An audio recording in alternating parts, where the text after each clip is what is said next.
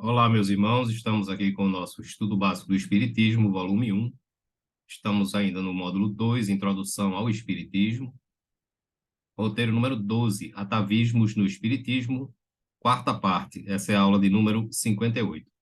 Então, nós estamos, né, nesse tema, nesse roteiro 12, que é um tema, logicamente, que serve para todos, né, que já são espíritas, que são trabalhadores da doutrina espírita, mas principalmente para as pessoas que estão agora conhecendo, não é, querendo conhecer o espiritismo, que estão iniciando na doutrina espírita.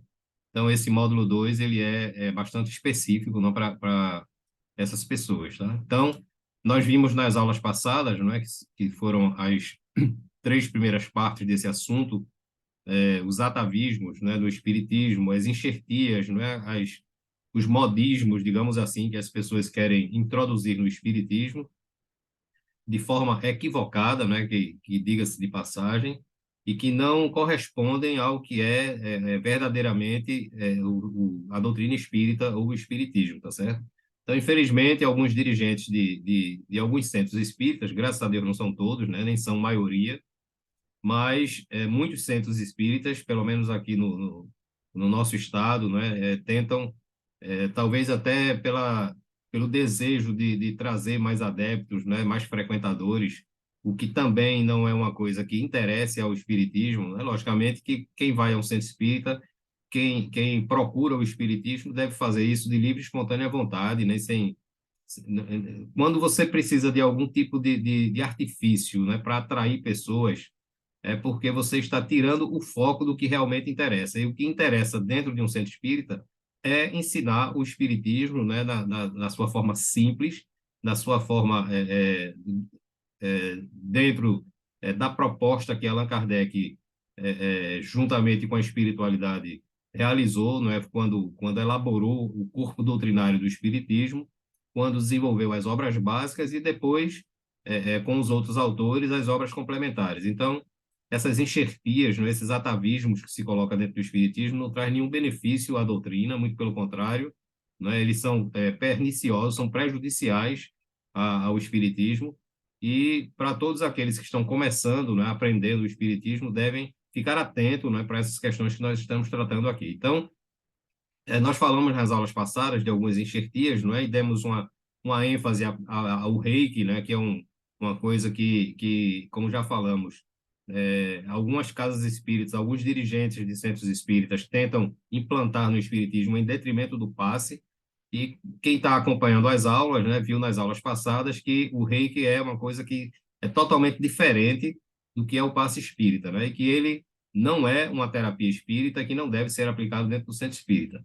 Então, a respeito dessas enxertias, né, dessas, entre aspas, inovações que as pessoas querem fazer, como se as pessoas tivessem o direito de querer mudar o corpo doutrinário do Espiritismo, né? Então, nós pegamos aqui um trecho do livro Obsessão, o Passe e a Doutrinação, de José Herculano Pires, que é um livro até que eu aconselho, né, para as pessoas que não leram, leem, tá certo? Sejam trabalhadores antigos, sejam espíritas antigos, ou principalmente os iniciantes, tá certo? É uma literatura que eu aconselho. Mas lembrando sempre daquilo que nós falamos em outras aulas, tá? O importante para quem está começando é ler primeiro as obras básicas, tá? Agora, paralelamente, não é, se tiver fôlego, digamos assim, não é, para ler dois livros paralelos, então, se quiser, podem ler também o Passe, a Obsessão, Passe e a Doutrinação de José Herculano Pires. E também tem uma obra de José Herculano Pires que é muito boa, né, que trata sobre essas questões que nós estamos tratando aqui no nosso estudo, que é O Centro Espírita, também, de Herculano Pires. É muito bom esse livro, né? Então, ele diz assim: todas essas tolices decorrem essencialmente do apego humano às formas de atividades materiais. O passista consciente, conhecedor da doutrina e suficientemente humilde, compreende que ele pouco sabe a respeito dos fluidos espirituais. Então, se a gente for comparar o que a gente viu sobre o reiki, não é? A gente vê que as pessoas dizem que o reiki é uma energia inteligente, que ela sabe como atuar, ou seja, isso não tem nada a ver, não é? Não existe fluido inteligente, não é? Repito sempre, o que é material não tem inteligência, ele é conduzido pela mente dos espíritos, não é? Sejam encarnados ou não. E o que pensa saber é simples pretensão orgulhosa. Limite-se à função mediúnica de intermediário. Muitas vezes, os espíritos recomendam que não façam movimentos com as mãos e os braços para não atrapalhar os passes. Então, veja, até dentro do passe, os espíritos dão ensinamentos, não é? Dão instruções da forma correta de como aplicar o passe. Não é? É uma coisa que a gente vê também médios passistas mexendo demais os braços, as mãos, não é? Para fazer aquele aquele carnaval, digamos assim, né? Talvez com o intuito de atrair a atenção da pessoa que está recebendo, e nada disso é necessário, não é? Isso é uma coisa completamente dispensável. É como eu já falei, se uma pessoa não tiver braços, não é? Por algum motivo, ela é impedida de aplicar o passe? Não, de jeito nenhum, porque o passe é aplicado mentalmente, não é? Os braços, as mãos, são simplesmente um veículo secundário, digamos assim, para aplicar o passe. É mais para dá aquela sensação para quem aplica e para quem recebe de que o fluido está se direcionando. Mas eles são completamente dispensáveis. Você pode usar só a mente para aplicar o passe, tá certo? Então, mas não precisa aquele carnaval de estar rodando os braços, não precisa estar decorando métodos, não é, de aplicação de passe. É importante saber, tá certo? Porque quanto mais você conhece, menos trabalho você dá aos espíritos que lhe auxilia na tarefa do passe. Mas você não precisa decorar, nem aprender todos os tipos, né, de formas de se aplicar o passe. Na verdade, a forma mais simples de aplicar o passe é impor as mãos, né, no centro aqui, esse centro coronário, que fica aqui acima da nossa cabeça, tá certo? É a forma mais simples, porque esse centro aqui ele vai distribuir para todos os outros centros de força. Não é? Agora, lógico que existem os passes de dispersão de energias, tá certo? De concentração de energias. Então, essas técnicas assim mais básicas é importante, não é? Por isso que existe o curso, não é, o estudo de fluidoterapia que as casas espíritas promovem, tá certo? Mas nada de coisa carnavalesca, nada de coisa fantasiosa. Tá? Então, veja que até para aplicar o passe, os espíritos dão instruções. Então, outros métodos como o reiki e outras formas são completamente desnecessárias e que não devem ser usadas na casa espírita. Ultimamente, continua Herculano Pires, não é? Ultimamente, estamos encontrando muitas novidades no meio espírita. Há, por exemplo, quem acredite que a desobsessão e o passe espírita pararam no tempo, consequentemente, precisam de ajuda. Então, eu já vi palestrantes, logicamente, por uma questão cristã, não é? E por uma questão ética, eu não vou citar aqui o nome, né, desse palestrante famoso, e que eu fui assistir uma palestra dessa pessoa e a pessoa foi dizer que o espiritismo estava ultrapassado. Isso aí eu vi, não é? Não foi ninguém que me disse, não. E que precisava realmente de algumas mudanças, né, de se modernizar, enfim. Então, veja, quem somos nós para irmos de encontro a Allan Kardec, né, um espírito que recebeu de Jesus a tarefa de vir para cá estudar, codificar o espiritismo, e nós que não somos absolutamente nada em comparação a Allan Kardec, nos arvoramos muitas vezes a querer modificar o espiritismo. Veja só que pretensão, não é? Como Herculano Pires diz aqui, essas pessoas precisam de ajuda, de tratamento espiritual realmente, tá certo?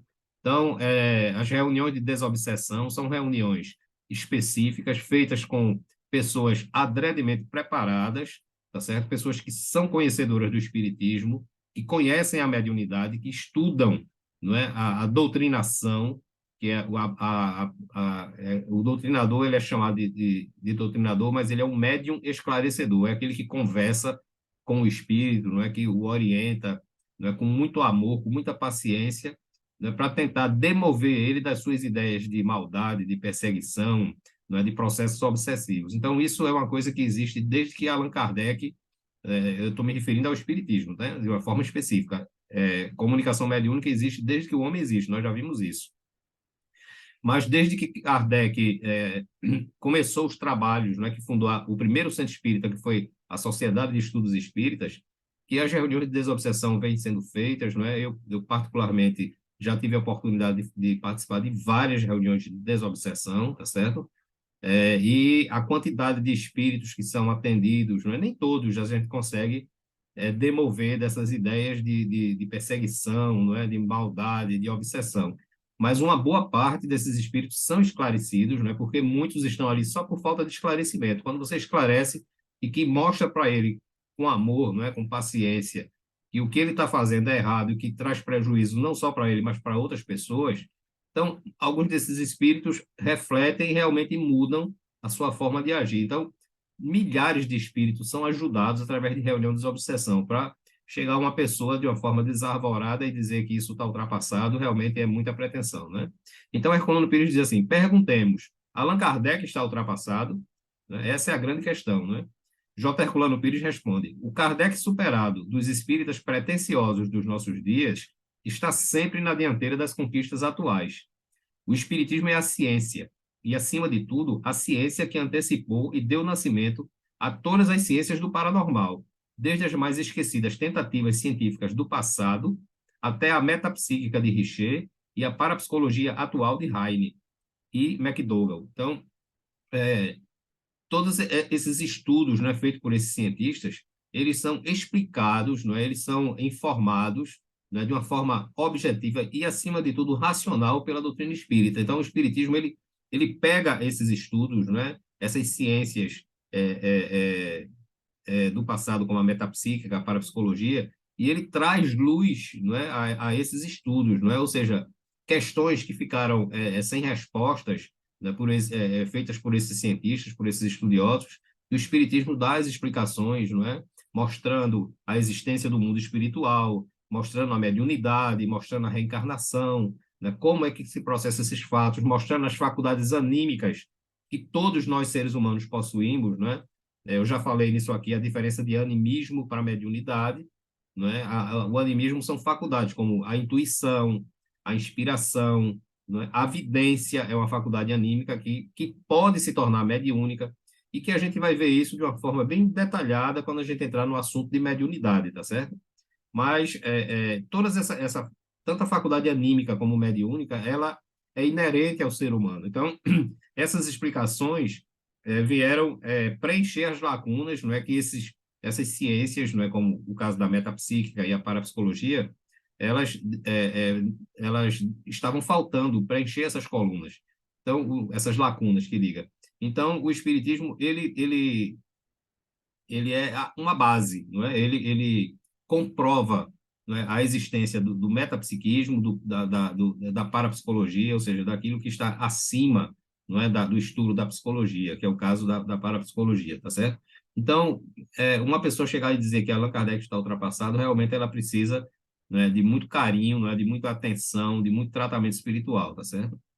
Qualquer descoberta nova e válida dessas ciências tem as suas raízes em um livro dos espíritos. Então, se você fizer um estudo paralelo, né, dessas ciências, dessas descobertas, você vai encontrar respostas ali dentro do livro dos espíritos. Não quer dizer com isso que o espiritismo é a coisa mais fantástica que existe no universo. Não é isso que Herculano Pires está dizendo. Ele está dizendo que o livro dos espíritos ele engloba tudo isso. Não é que nós vamos encontrar respostas satisfatórias, né, para esses estudos, essas descobertas, não é que os cientistas pararam por não terem o alcance, não é a compreensão do mundo espiritual. E aí eu frisei, não é, eu grifei aí esse trecho quando ele diz: todos os acessórios ligados à prática tradicional do passe devem ser banidos dos centros espíritas sérios, tá certo? Veja que isso é uma coisa muito séria, não é? Então, essas práticas, essas coisas, essas inovações, principalmente com relação ao passe, né, como o reiki, que nós já vimos aqui, isso não corresponde, deve ser banido do espiritismo. O que nos cabe fazer nessa hora de transição da civilização terrena não é inventar novidades doutrinárias, mas penetrar no conhecimento real da doutrina, com o devido respeito ao homem, no caso Kardec, de ciências e cientista eminente, que a elaborou na mais perfeita sintonia com o pensamento dos espíritos superiores. Então, veja, Kardec tem uma assessoria do Espírito de Verdade, não é, que é o próprio Jesus. Já vimos isso nas aulas passadas, não é? E junto com uma equipe de espíritos superiores, e não é um trabalho de Kardec. Então, Kardec é assessorado por esses espíritos evoluídos, principalmente Jesus, não é, que é o espírito puro que nós conhecemos aqui no planeta Terra. Não existe ninguém superior a Jesus aqui no planeta Terra. E aí nós nos achamos com competência para questionar Allan Kardec, para querer modificar a doutrina dos espíritos. Isso realmente é muita vaidade, não é muita pretensão, tá certo? Então, queremos esclarecer que não somos contra métodos, técnicas, rituais, etc., adotados por outras seitas, religiões, terapias holísticas ou alternativas. A doutrina nunca diz ser contra alguma coisa, no máximo não é favorável. Ela nunca diz não pode, no máximo diz não deve. Pregamos o livre-arbítrio, portanto, temos a obrigação de exercê-lo. Mas não é por respeitarmos que as adotaremos. Não queremos impor aquilo que acreditamos a ninguém, mas não queremos que nos imponham o que não aceitamos. Não gostaríamos de ver implantado na casa espírita o que não pertence a ela. Então, quando eu falei aqui do reiki, de terapias de vida passada, de curas pelos cristais, de cromoterapia, ninguém em nenhum momento aqui, eu tenho certeza que em momento algum eu disse que isso daí não funciona, que isso era uma charlatanice. Não falei isso de jeito nenhum. O que eu disse esses métodos, essas técnicas, essas terapias holísticas ou alternativas, elas têm a sua importância, não é? E para as pessoas que querem recorrer a isso daí, pode ir, mas desde que não seja dentro de um centro espírita. O centro espírita não tem a função de curar ninguém, não é? De assumir o papel da medicina, de querer ultrapassar a medicina, porque a medicina é uma ciência, não é, que Deus permitiu que fosse implantada, né, entre os homens para que viesse a curar, tratar o corpo físico, a mente física e o corpo físico, não é? A mente, no caso da psicologia, não é? Então, ela tem a sua importância, senão não havia necessidade disso. Então, isso não é papel do espiritismo, não é? As pessoas que querem fazer um tratamento para curar o corpo físico, para tratar a sua mente física, procure os profissionais competentes que existem para isso, porque eles também são espíritos que reencarnaram com o compromisso assumido de tratar do corpo físico das pessoas, de curar, de tratar a mente das pessoas, não é? Então, a gente tem a psicologia, a psiquiatria, que está voltada para a questão da mente. Então, não é papel do espiritismo, tá certo? Então, você querer implantar isso dentro da casa espírita, você está ultrapassando os limites, não é, que o espiritismo, da proposta espírita. Essa é a grande verdade, tá certo? Então, ninguém está desconsiderando esses rituais, essas técnicas ou essas terapias. O que a gente está deixando bem claro aqui é que isso não é papel do espiritismo e nem deve ser usado dentro da casa espírita, tá? Aquele que acredita ser certo o que pratica, não deve se melindrar com a opinião contrária, a cada um segundo a sua consciência. Então, é aquilo que eu falei, se você vai no centro espírita e o trabalhador, o dirigente, né, a pessoa que administra, disser assim, não, mas a gente usa isso aqui há muitos anos, né, desde que o centro foi fundado, sim. Existem erros que se perpetuam desde que a gente nasceu e a gente continua e a gente permanece com esses erros. Então, o fato de você usar isso aí dentro da casa espírita há 100, 200, 300 anos, não quer dizer que isso esteja certo, não é o tempo que vai fazer com que a coisa que está errada vire certa, nem vice-versa, não é? O que é certo, o que é errado. Então, para essas pessoas que estão começando a estudar, conhecer o espiritismo, eu não estou dizendo que, repito, não, eu vou abandonar o centro espírita porque você está usando o reiki dentro da casa espírita. Não, ninguém está dizendo isso, né? Se você se dá bem ali naquela casa espírita, continue. Agora, eu estou falando por mim, eu não ficaria numa casa espírita que as pessoas insistem em fazer enxertias, não é, dentro da doutrina, querem modificar a doutrina, implantar coisas que não correspondem ao espiritismo, porque para mim ou é espiritismo ou não é, tá certo? Então, desde o momento que você mistura com outras coisas que não são do espiritismo, para mim aquilo ali deixou de ser doutrina espírita e é uma mistura de espiritismo com outros cultos, com outras seitas, com outras terapias, não é? Com ciência, essas coisas. Isso, para mim, não funciona, né?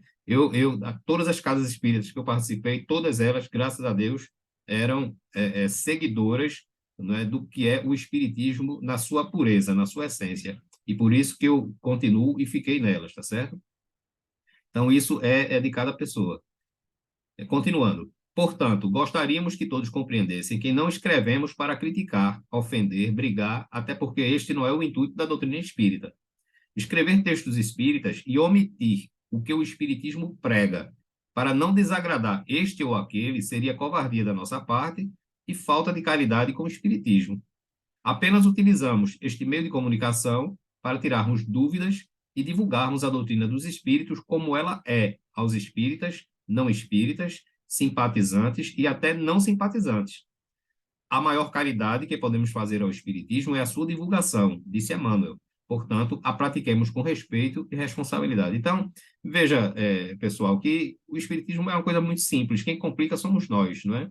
Então, se a gente tem uma boa base, se a gente estuda as obras básicas, não é? Algumas obras complementares, eu até citei aqui as obras de André Luiz, que são muito boas, não é? Até disse assim, olha, se você estudar as obras básicas, tá certo? Mas estudar mesmo, e depois você der uma estudada nas obras de André Luiz, me parece até que são 17, só com isso aí você realmente pode dizer assim que conhece o espiritismo, né? Você jamais vai ser enganado, jamais você vai entrar em algum equívoco, tá certo? E além de tudo, você vai estar preparado para quando você estiver ouvindo, né, uma comunicação de um espírito, você saber se aquilo ali realmente procede, se não procede. Então, eu particularmente sou assim. Eu quando entrei no espiritismo, até porque eu não acreditava nem em Deus, já contei essa história aqui, tá certo? E não era que eu não acreditasse em Deus, eu sempre achei que existia um Criador, que existia uma força maior que tinha criado tudo e todo o universo. Eu nunca fui crente no acaso, não é que as coisas simplesmente surgiram porque surgiram. Eu não sou a favor de acaso, de achismo, né, de sorte, de azar, de signo, essas coisas para mim não funcionam, né? Eu gosto das coisas racionais, das coisas lógicas, né, e que me dê explicações completas, que atendam à minha maneira de ser. Eu, particularmente, sou assim e sei que a maioria de vocês também são assim, tá certo? Então, é por isso que eu estou no Espiritismo hoje. Mas essas inovações, essas coisas que se querem implantar no Espiritismo, eu nunca fui a favor, tá? Então, como Emmanuel diz, o espiritismo, a maior caridade que a gente deve fazer com ele é a sua divulgação, né? Dentro daquilo que ele é, sem misticismo, sem mistério, né? Sem tentar... um centro espírita que se preocupa em angariar muitos adeptos, ele está equivocado, né? Porque o centro espírita ele precisa cumprir com a sua tarefa. Aliás, no próximo módulo, que a gente já vai começar o próximo módulo essa semana ainda, o próximo módulo será o módulo 3, iniciando na doutrina, né? Isso aqui é introdução ao Espiritismo, o módulo 2. O módulo 3 é iniciando na doutrina. Então, a gente vai falar sobre o centro espírita, né? Como uma pessoa que está começando deve se portar numa casa espírita. A gente vai explicar tudinho isso, não é? Para que quem estiver começando já entre, né? Quando for para uma casa espírita, já saiba mais ou menos o que está fazendo e o que deve fazer, tá certo? Então, esse é o objetivo do nosso estudo, né? Ensinar espiritismo às pessoas, principalmente aquelas pessoas que não conhecem, tá? Mas explicar o espiritismo mesmo, né? Sem nenhum tipo de adereço, nem de enxertia, nem de nada, né? Eu sou seguidor, não é, do espiritismo puro, do espiritismo de Kardec, tá? Não espiritismo de outras pessoas. Então, é assim que eu penso e é assim que o espírita deve ser, tá certo? Então, a gente encerra essa parte por aqui e acredito que temos mais uma parte ainda, a quinta parte, sobre essa questão das enxertias, dos atavismos, e mais uma aula, né, que a gente tem. A parte 5, essa foi a 4, teremos a parte 5, e depois disso entraremos no módulo 3, que é o módulo iniciando na doutrina, e o tema já, o primeiro tema desse módulo vai ser sobre o centro espírita, onde nós vamos mostrar qual é a função do centro espírita, qual é o papel, como é que ele é organizado, né, como é que ele funciona, como é é, é, é, que ele se mantém, né? Então, todas essas questões a gente vai explicar nessas próximas aulas. Então, tenham todos um bom dia, que a paz do amigo Jesus possa prevalecer nos nossos corações e muita paz para todos.